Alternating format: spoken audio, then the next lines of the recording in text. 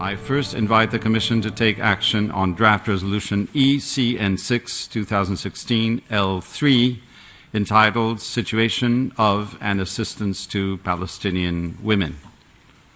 A recorded vote has been requested. Does any delegation wish to make a statement? I give the floor to the distinguished representative of Israel. Mr. Chairperson, Israel is a proud member of the CSW because we share the commitment to promote the rights and welfare of women everywhere. We believe that a professional, non-political commission dedicated to gender equality and women's rights can transform the lives of women and girls everywhere. Unfortunately, the unbalanced, factually flawed, and highly politicized resolution before us today does nothing to achieve these critical goals. This resolution is nothing more than a thinly veiled attack on Israel and has no place in a professional forum like this one. Its only accomplishment will be to tarnish the professionalism and the integrity of this Commission. Mr. Chairperson, this resolution before us today is not a call for action, but a call for defamation. It is not about ending discrimination against women. It is about fostering discrimination against my country, against Israel. Mr. Chairperson, year after year, this Commission singles out one country and one country only for condemnation. It does not have a word to say about countries where women are treated as second-class citizens. It does not speak out when women are not permitted to drive or need the permission of their husbands to leave the house. Instead, it only criticizes Israel, a country dedicated to women's rights and a champion for empowering of women. We have always been committed to improving the lives of all women everywhere and dedicated to end violence against them. This is the part where I'm expected to ask you to vote against this resolution.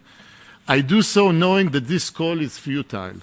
As is custom in purely political resolution, your voting instructions have already been received. In fact, for most, they were already decided even before receiving the draft resolution. Yet I call on you to vote against the resolution.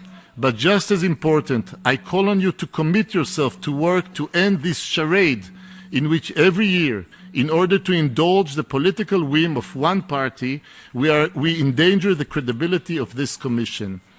If the empowerment of all women really is your goal, let's do that. Let's send a clear message that the CSW must remain free of politics. Thank you. I thank the representative of Israel for his statement.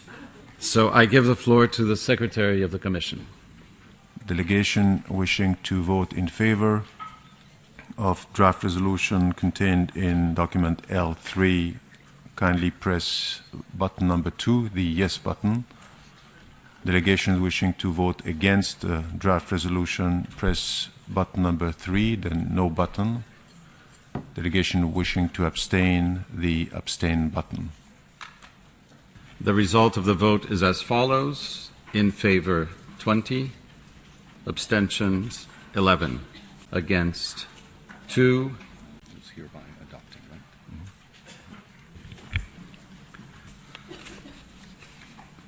The draft resolution is thereby adopted and thus recommended to the Economic and Social Council for final adoption.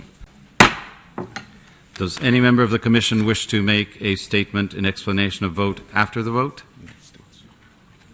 I recognize the delegation of the United States. Thank you, Mr. Chair.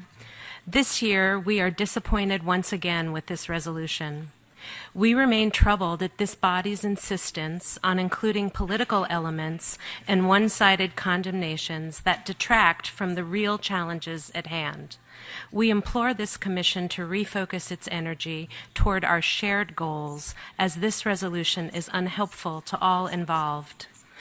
We remain concerned about the humanitarian situation in Gaza, including reports that Hamas authorities have undertaken efforts to limit women's ability to appear in public and to move freely. We are also concerned that punishment of women for so-called ethical crimes continues unchecked.